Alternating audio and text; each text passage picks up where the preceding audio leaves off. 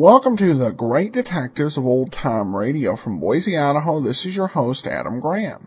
If you have a comment, email it to me, box13@greatdetectives.net. Follow us on Twitter at Radio Detectives and become one of our friends on Facebook, facebook.com/Radio Detectives. Well, our listener support campaign continues. Thanks to everyone who has already supported the campaign, also those who've supported the show in the past. Of course, we do the listener support campaigns twice a year to help support the show, cover some of the expenses involved, and also to help allow the host, being me, be able to focus and pursue on those pursuits about which we're most passionate, including the golden age of radio and the Great Detectives of Old Time Radio. As is the case throughout the year, all donations of $7 or more will gain access to our premium site.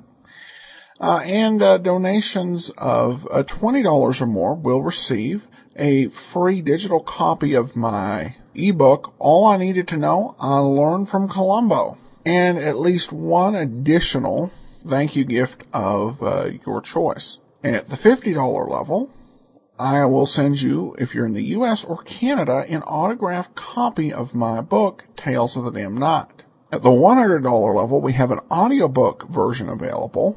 Or we also have The History of Harry Nile, following that great Seattle-based radio revival production that just does such a great job of recreating the feel of those 1940s and 50s radio programs. And I think Harry Nile is the type of show that our listeners out there will enjoy.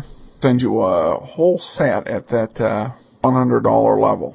We have a complete list of all available thank you gifts at support.greatdetectives.net.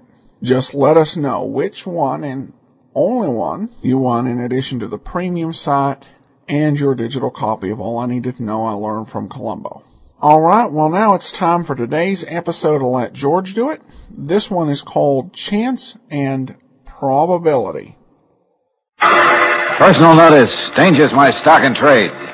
If the job's too tough for you to handle, you've got a job for me, George Valentine. Write full details.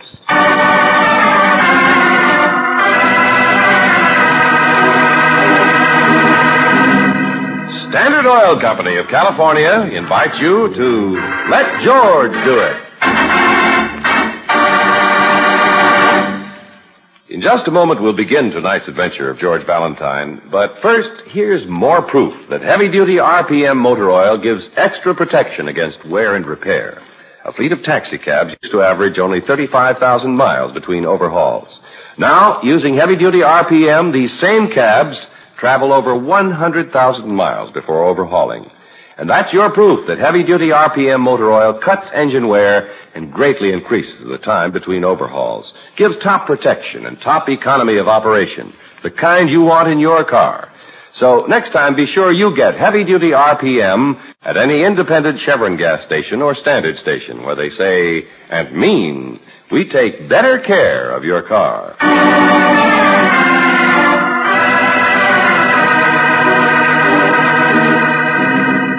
And now, tonight's story, Chance and Probability, a transcribed adventure of George Valentine.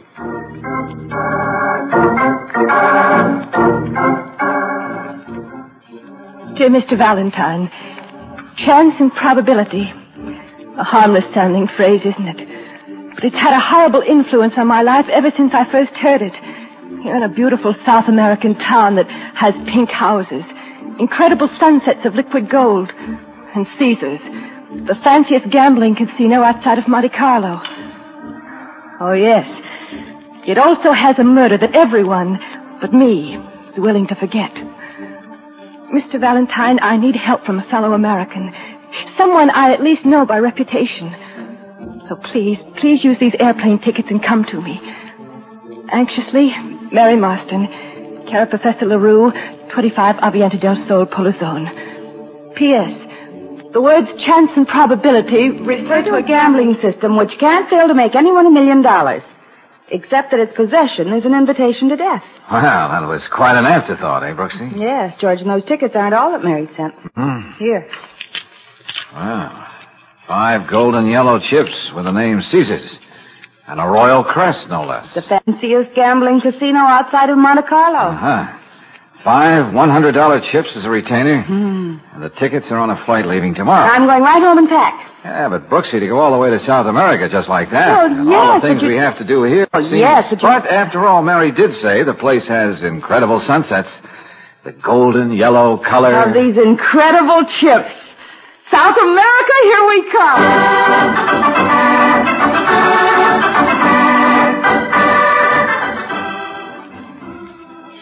Dancing teacher, one of the very best.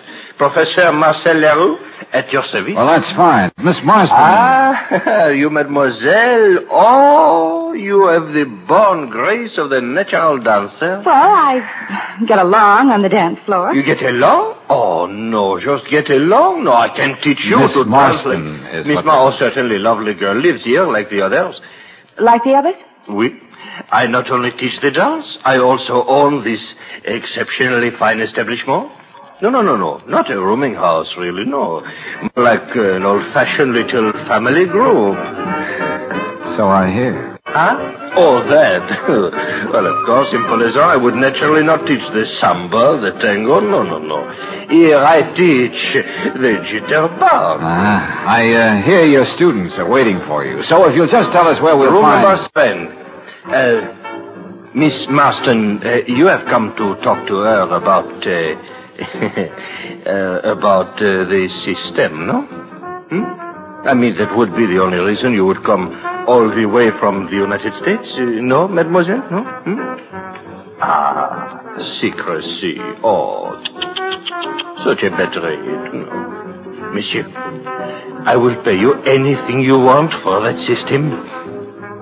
I'll keep that in mind. No, I will not let anyone else ever get it first. Please, remember that. Tell you what, I'll repeat it to myself every night just before I drop off to sleep. Ah, bon, then welcome to Polizone. Welcome, monsieur, mademoiselle.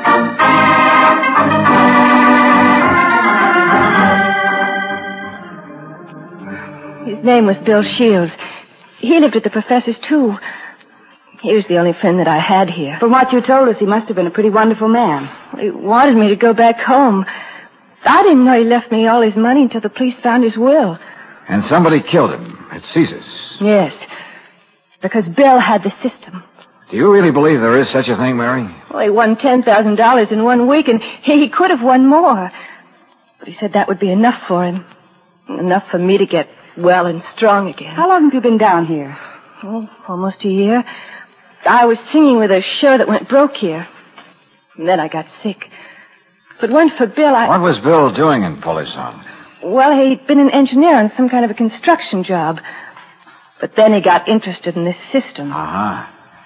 This business of chance and probability. What was that? Well, Bill said the answer to any system had to be in mathematics. So he always had me getting books on mathematics, chance and probability. And then he succeeded. Mr. Valentine, I can't use any of Bill's money until I find out who killed him. You can understand that, can't you? I'll do what I can. What did the police say about all this? Well, the night that Bill was killed, there was a robbery at Caesar's. They say the robbers killed Bill. Just sort of accidentally. Oh, I see. But it isn't so. Somebody killed him deliberately to stop him from using his system. Caesar Capo would be interested in doing that. Or somebody might have tried to get the system from Bill and failed. Has Bill ever written this system down, Mary?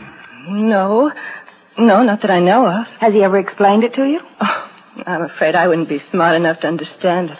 Anyway, now you feel that nobody will do anything to find out who killed Bill, is that it? Mr. Valentine, you can get all the facts from the police and from Caesar Capo. They'll be delighted to give you the facts. But that's not enough. I must know who killed Bill. All right, Mary. I already saw the fabulous pink houses at Polizone. This evening we'll see the sunset.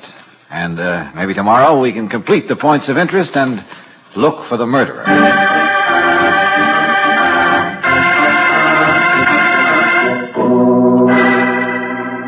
Senor Valentine, I assure you we are doing all we can. Yes, so I've heard, Lieutenant De Castro. But anything you can do to help, senor, we would be honored. Thanks. About this Caesar Capo. A fine man, fine. Everyone in Polizan seems to be an exemplary character. That is the way it would appear, Miss Brooks. Exactly. Still, a man is dead. And the system... Now, that is something I would not venture an opinion on, senor. Didn't you ever see Mr. Shields play at the casino? Oh, see? And saw him win again and again? Well? Could have been just a run of luck. That could happen. Mm-hmm. But before each play, I even saw Mr. Shields figure out things on a piece of paper. And always burned the paper with his cigarette lighter. Oh, that could have been just window dressing, huh? I beg your pardon. Never mind. Now, about that robbery. A very unusual thing to happen in Mr. Capo's establishment. Oh, I'm sure. It is our theory that poor Mr. Shields was merely in the way of the thief. And so if we should ever catch the thief... A rather doubtful possibility, eh? Frankly, yes. You see, our police force is not large, and there are so many different ways to get in and out of Polizon. But naturally, if there is anything we can do to cooperate... Thanks very much. I think I've had all the cooperation I can stand. And, just one more thing. Yes? Should you come across the late Mr. Shields' system... The one you're not even sure exists, Lieutenant Nicastro? It would be more pleasant and more profitable for you, Mr. Valentine, if you were to get in touch with me first. Good day.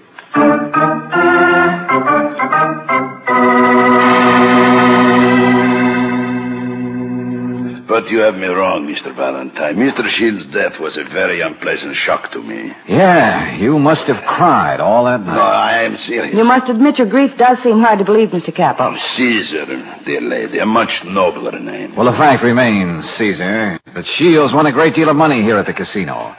And presumably he could win as much more as he wanted. Oh, but that is just the point. Mr. Shields was a gentleman. The night he was killed, he came here to say goodbye. He apologized for winning the $10,000 at my expense. Said it was all he needed. And ventured the guess that I would survive. And as I see, you have.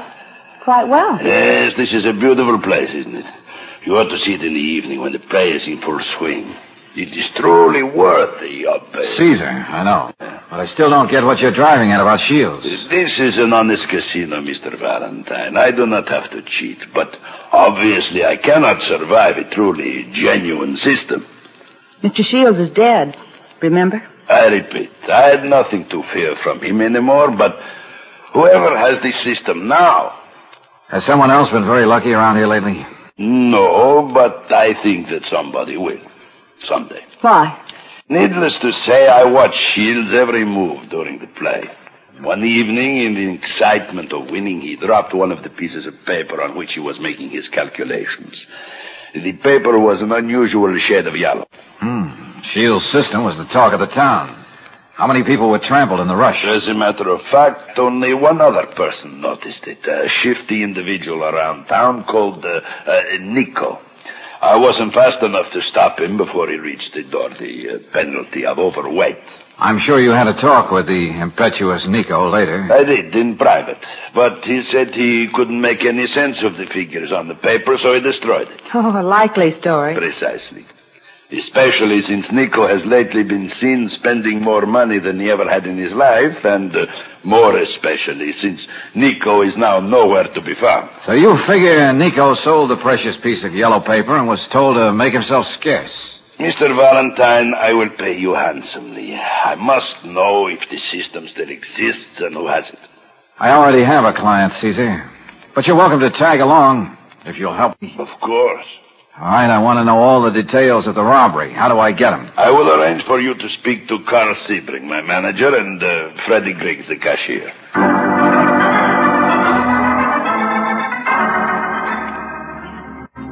Disloyal, Valentine? No, I merely think my employee is dramatizing himself again. Meaning what, Sebring? There's no such thing as a winning system. It's a tune we've heard before. It's usually followed by another tune. When you find it, remember me first. I've been a gambler for many years, Miss Brooks. Gambling's my whole life. And I never found a system. As you notice, I'm an employee of Caesar the Magnificent who gambles not at all. The moral's an obvious one. So it is, and amen. But at the moment, I'd like to know about the robbery. Well, it took place just about here at this roulette wheel. The lights suddenly went out. Aren't there extra ones? An emergency lighting system? Most gambling places have one. The switch to the auxiliary lighting system is near the cashier's cage. When Freddie turned it on, he found it had been tampered with. Oh, that was convenient. By the time some other lights went on, the croupier was neatly knocked out. The money was scooped up from the racks, and in the excitement, Mr. Shields was shot with a gun, which must have had a silencer. The lights were tampered with, huh? An inside job, wouldn't you say, Sebring? I would say so, but Caesar shies away from the idea as if it were a reflection on his own honor. The men Caesar has chosen can do no wrong, that sort of thing. Again, I get the idea you're not very fond of Mr. Capo. Fond of him? Better than that, I admire him. His colossal ego. He actually has that phony royal crest on every handkerchief he owns, on every cigarette he smokes. So obviously, the stolen money incident had to be put on a grandiose basis, including the Nico incident. Now, if you'd like to see the cashier... Yeah. Lead on, Sebring.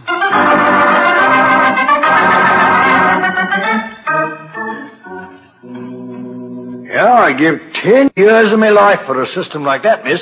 Always knew somebody would be lucky and work one out. And the man who did wasn't very lucky, it seems. Huh? Oh, yes, I see what you mean. Freddie. Yes, sir? You can turn the emergency lights on right here near the cage, right? Righto. In fact, I tested them myself just before the casino opened. Mr. Capo was right with me. The whole thing is a ruddy mystery. Yeah. But later, when the lights went out, didn't you do anything? Governor, I have a game leg, see? Got it in an accident. That's why I took this cashier job. So I wasn't going to run anywhere. Besides, it might have been a trick, so I'd do just that. Get you to leave the cage? You got it, miss. So I just stayed in here in the dark. Sat here with a gun. A gun with a silencer? Silencer, sir? Why? No, just an idle question. Yes. Did you notice Nico here at the casino on the night Mr. Shields was murdered? Nico? You know him, don't you? Just enough not to give him credit. He hasn't been around in days and days. No idea where I could find him? Oh, no, sir. Mm-hmm. George, I think Lieutenant Nicastro's looking for you. Oh, good. Maybe he can help us find Nico. The only lead we seem to have. Oh, Lieutenant. Mr. Valentine, I was very anxious to find you. Yeah, what's up? It seems we have had another murder. Committed by the same man who killed Mr. Shields, the bullets match. Who was killed? And that is the mystery. A very unimportant man, a man who cannot have any connection with this case at all. A man called Nico.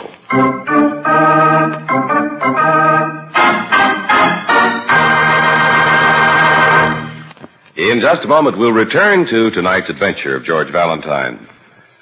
I'm sure that you've heard me say before that any gas can be made to stress one performance feature at the expense of others.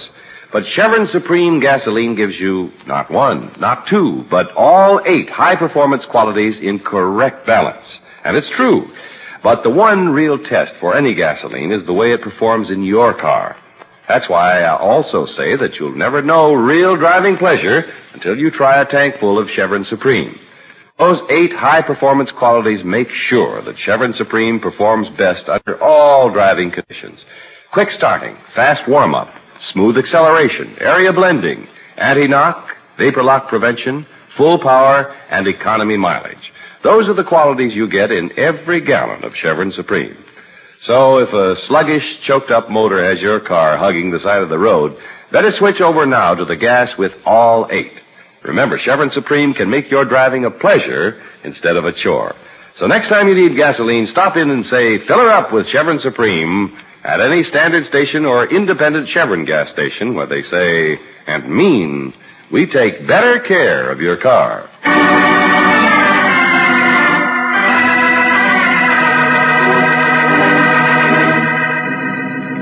Chance and probability. The heart of a winning gambling system that brought luck to nobody. Not to Bill Shields, the man who invented it. Not to the shifty little South American Nico who tried to cash in on it. Both were murdered. Yes, you're up to your neck in this very strange case that brought you thousands of miles to the little town of Polizon. And even if your name is George Valentine, you begin to think that the chances for success are small and the probability of your getting a bullet next is great. Still, you stick to your job, which at the moment is again talking to the huge and egotistical owner of the casino, Cesar Capo. The murderer killed Nico so that he would be the only one who had the system. Now I am at his mercy. Oh, cut that out, Caesar. This place isn't worth a cent if a man can come in and win as much as he wants any time. 2 men are dead. That's a little more important than the money you might lose. I built up this casino from nothing. I built it beautiful and strong because I am Cesar Capo. And I am not going to see it destroyed. Yeah? You're what? I don't know what I can do. Okay, then listen to me and try to help. Yes. Who was here the night Shields was shot? Was Mary Marston here? The American girl? No. Professor LaRue? Let me think. Yes, he was here, but not that he had any money to play with, but he was here. And the lieutenant? De Castro? Yeah. He was here, but... One more thing. The emergency lights. You were with the cashier when he tested them. That is right. They worked. Have you any idea how they could have been tampered with? No, I would swear it would be impossible for anyone to do that without Freddy seeing him. Impossible. Impossible, but it was done. Yeah. The murderer doesn't have to come here by himself. Ever. Can have dozens of people come here. Use the system. Ruin me. Me, Cesar Capo, at the mercy. Freddy's address. What? Freddie Griggs, the cashier. Where does he live? Carl Sebring must know. But why? I don't see... I want Freddie's address. And an oversized portion of good luck. It's overdue.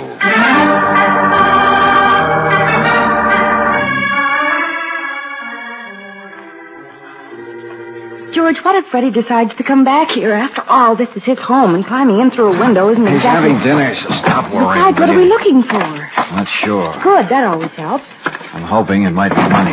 Lots of money. The money stolen from the casino? Yeah, it could be. Maybe we ought to believe Caesar that it was impossible for anyone to monkey with the lights. Then it would have to be Freddie himself. Surely he wouldn't keep the money here. Couldn't very well take it to the bank. Still, it's sort of in the dream department, isn't it? I guess so. Shirts, socks, handkerchief. What is it, George? A piece of yellow paper. A very unusual shade of yellow. The system! The piece of paper that Nico sneaked out of the casino. And on which Bill Shields figured his play. Let me see. The square root of C3D over A plus B equals the square root of C3D parenthesis A plus B over parenthesis A plus B times 2. Real fascinating. Well, it must be the key to the system. Uh-huh. But, George, what's it doing here at Freddy's? If Freddy bought the piece of paper from Nico, then he must have killed him and Shields. That's what bothers me, Brooksy. How come this paper was left where it could be found? Freddy's too smart for that. Yes. Well, what do we do next? Come on, I'll get the lights. At least we can leave through the door.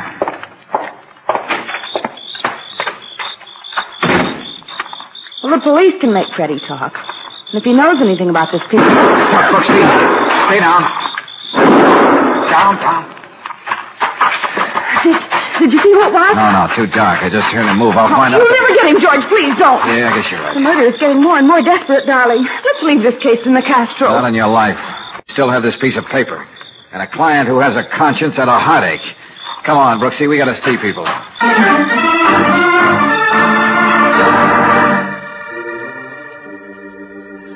I just got here to the casino, Valentine. First one. Uh-huh. Caesar around, Sebring? Oh, no, he doesn't come down this early. He's probably home getting his daily manicure and shave. Freddie, he here? Should be here any minute. I'll wait.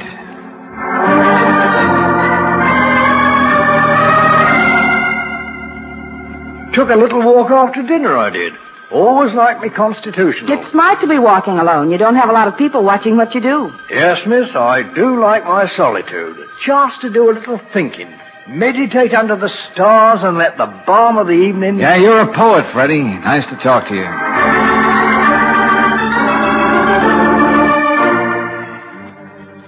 So you were here in your apartment all evening, Caesar? I am a lazy man, Mr. Valentine. Have your nails manicured? Was the barber here? No, not tonight. I was here all alone. Even Caesar has his moments of loneliness.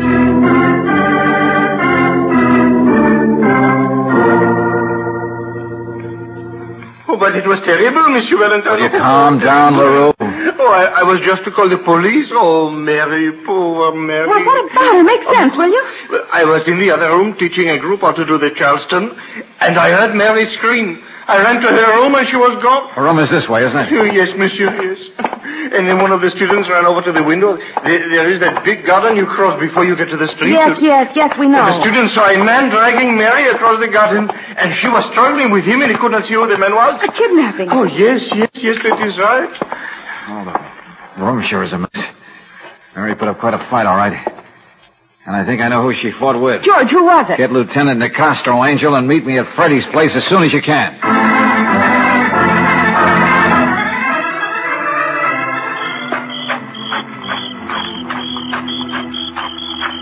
Funny, no lights. I guess it's the window again.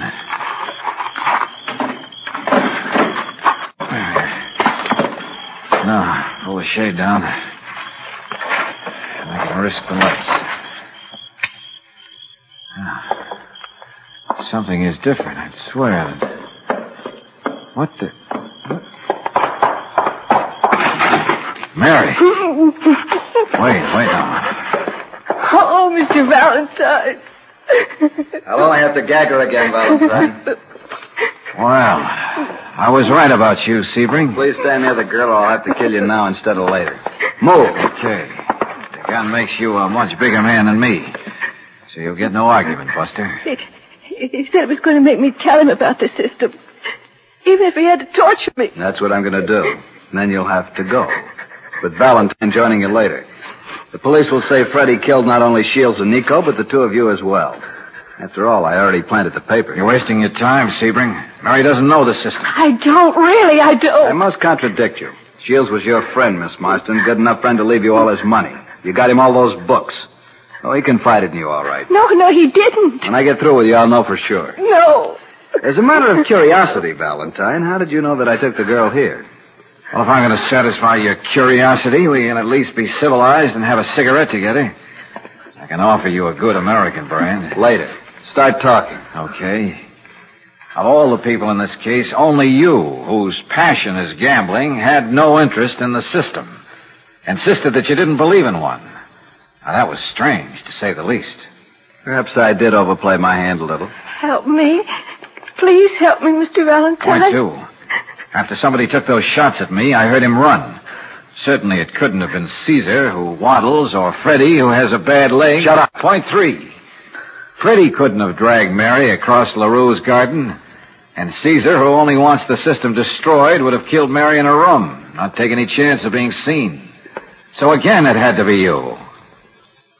Yes. Yes, it was me. All along it was me. But why? Why did you kill Bill? I took advantage of Freddie's rather obvious maneuver with the lights and his stealing the money to kill Shields and confuse the motive. But he never harmed I was you. sure I'd never get the system from him. But with him dead, I could solve the piece of paper I bought from Nico. Or as a last resort, get the system from you. And I will. Now. The paper was a fraud, wasn't it? A problem in algebra, that's all. Oh, what a laugh Shields must have had when he deliberately let that piece of paper fall to the floor in the casino. Cigarette? No. Then let me. And you can have this in the face. Cellophane burns even better than tobacco. I'll kill you. Mr. Valentine. No second chance, Buster. Except for me. Mr. Valentine. Oh, Mr. Valentine. Okay, Mary, okay. It's over. And I think I hear the lieutenant. As polite and vague as ever, I bet, and almost too late.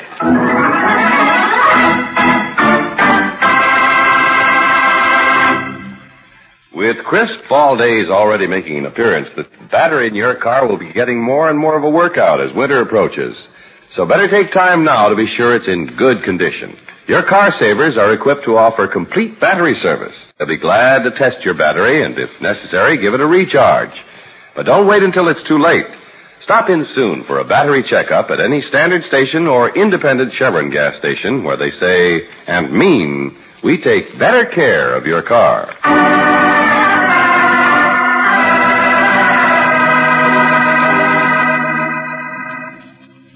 Flight number 208, the Inter-American.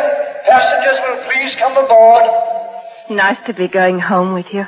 You'll get well and strong again, Mary. Bill would want that, and you'll forget all this. Sure. And the sunsets back home are pretty nice, too. And you can paint your house pullers on pink anytime. I won't even try to thank you, Mr. Valentine. Now, that's the smartest thing I heard anyone say today. George. Yeah, Angel? I wonder if Bill ever did find a system, or whether his Lieutenant Nicastro said it was just a sensational run of luck. What do you think, Mary? I don't know. We'll never know. Now. That's right.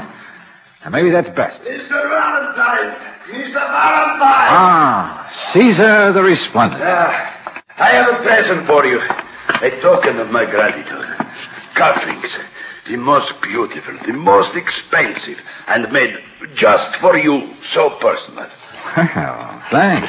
So personal, see? Well, the crest. Of course. To let you remember that once you helped Caesar. Goodbye. Bon voyage. Goodbye.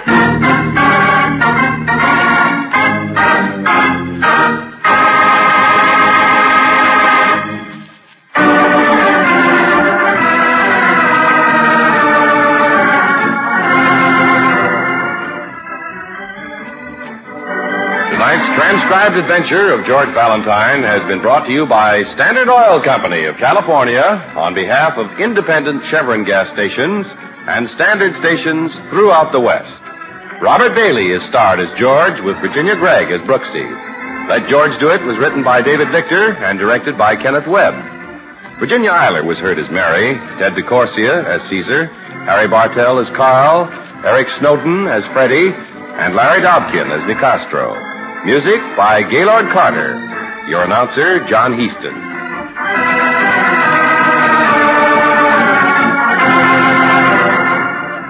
Listen again next week, same time, same station, to Let George Do It.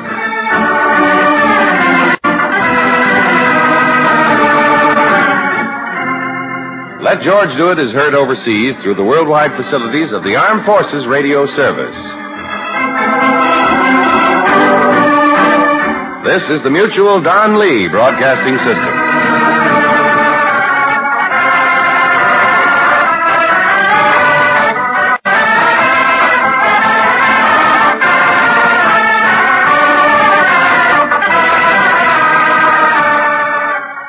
Welcome back. Well, this was a pretty solid episode of Let George Do It. I liked how all of the clues could be easily deduced from things we'd heard on the radio program, particularly as it had to do with people's walks. All the clues had been there. I'd probably overlooked I had overlooked a couple, and I'm certain you did too. But if that's the case on this particular episode, we only have ourselves to blame with missing out on getting to the solution. All right, well, that will do it for today. Please support our listener support campaign, support.greatdetectives.net. Follow us on Twitter at Radio Detectives, and become one of our friends on Facebook, facebook.com/Radio Detectives. Tomorrow is another episode of Sherlock Holmes. Next Wednesday, we have Let George Do It again, and a new star on Sherlock Holmes. So be sure to be listening then. In the meanwhile, send your comments to box13 at greatdetectives.net. But from Boise, Idaho, this is your host, Adam Graham, signing off.